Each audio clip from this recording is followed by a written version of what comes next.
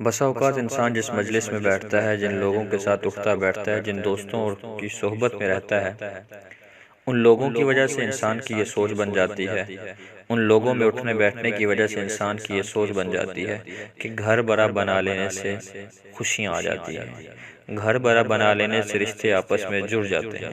حالانکہ حقیقت میں ایسا نہیں۔ گھر جتنا بھی بڑا ہو، گھر جتنا بھی بڑا ہو، اگر دل آپس میں ملے ہوئے نہیں ہیں، دلوں میں ایک دوسرے کے خلاف نفرت، بغض، حسد، کینہ ہے، تو وہ گھر خوشیوں سے تو نہیں بھر سکتا۔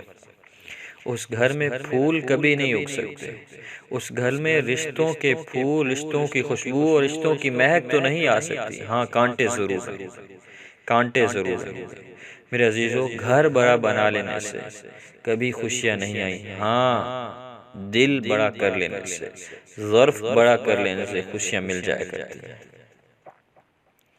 دلوں کو حسد سے، بغض سے، کینے سے پاک اور صاف کر لینے سے، چھوٹا گھر بھی بسا اوقات ہو نا، دل صاف ہو، چھوٹا گھر ہو، دل صاف ہو، رشتے جڑے رہتے ہیں، خاندان جڑے رہتے ہیں، محبتیں تقسیم ہوتے رہتی ہیں، محبتیں، الفتیں، چاہتیں بڑھتی رہتی ہیں۔ گھر چھوٹا ہے لیکن دل صاف، دل صاف، دل صاف۔ چلیں، رسول اللہ صلی اللہ علیہ وسلم کی حدیث کا مفہوم ایک صحابی کا واقعہ ہے، عرض کر دیتا ہوں۔ اللہ کے نبی سرکار دو عالم صلی اللہ علیہ وسلم نماز پڑھا کر فارغ ہوئے۔ صحابہ اکرام رضوان اللہ تعالی علیہم اجمعین کا ایک بہت بڑا مجمع آپ کے گرد بیٹھ گیا۔ رسول اللہ صلی اللہ علیہ وسلم تعلیمات دے رہے ہیں، صحابہ آپ سے مسائل پوچھ رہے ہیں، سیکھ رہے ہیں، سنتیں سیکھ رہے ہیں۔ ایک تعلیم کا حلقہ لگا ہوا ہے۔ تھوڑی دیر گزرتی ہے کہ ایک بزرگ صحابی داخل ہوتے نظر آتے ہیں۔ اللہ کے نبی صلی اللہ علیہ وسلم دیکھ کر ہی کہہ دیتے ہیں، وہ دیکھیں جنتی آ گیا۔ خیر، وہ صحابی، بزرگ صحابی آ کر بیٹھ جاتے ہیں۔ صحابہ انہیں دیکھتے رہتے ہیں اور عشق کرتے رہتے ہیں۔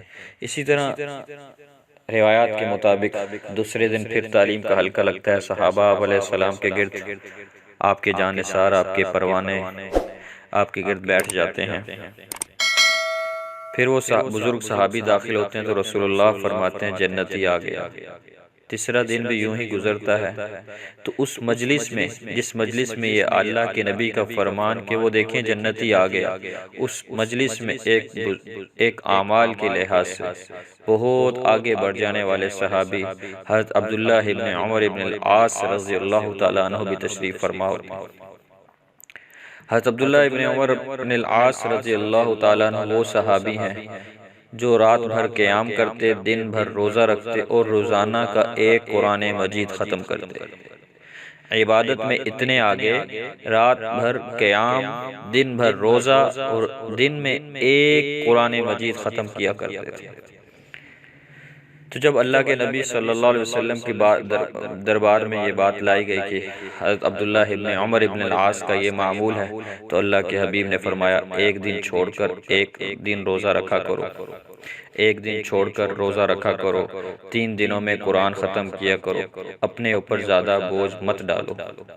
وہ صحابی بھی اس مجلس میں بیٹھے ہیں، باوجود ان جیسے نیک اعمال کرنے والے، اعمال میں آگے بڑھ جانے والے صحابہ کے باوجود جب وہ بزرگ صحابی مجلس میں داخل ہوتے تو اللہ کے نبی دور سے دیکھ کے کہتے وہ دیکھیں جنتی آ گیا۔ خیر، عبداللہ ابن عمر ابن العاص صحابہ تو سارے صحابہ تھے، صحابہ تو سارے اعمال میں آگے بڑھنے کا جذبہ، شوق رکھا کرتے تھے، لیکن عبداللہ ابن عمر ابن العاص رضی اللہ تعالیٰ عنہ کے دل میں یہ بات آئی، کیوں نہ میں بھی وہ عمل کر لوں جو یہ بزرگ صحابی کرتے ہیں۔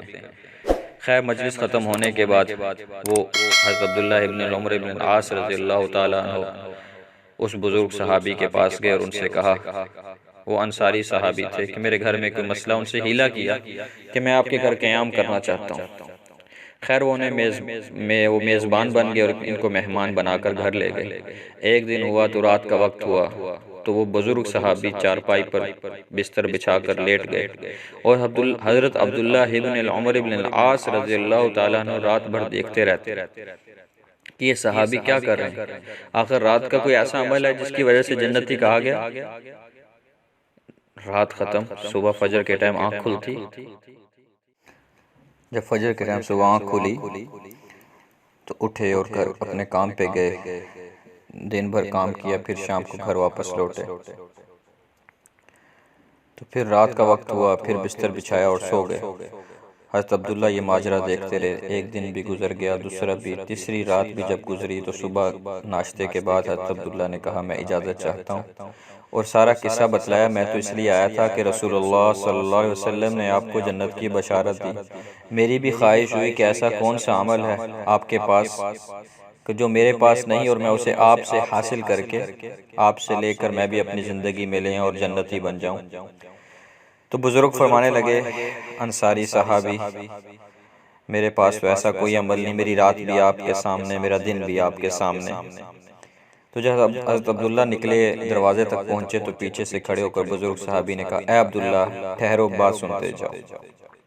میرے پاس اور تو کچھ نہیں، ہاں اتنا ضرور ہے کہ جب رات کا وقت ہوتا ہے، جب میں بستر پہ جاتا ہوں، آنکھیں بند کرنے سے پہلے میں تمام لوگوں کو معاف کر کے سوتا ہوں۔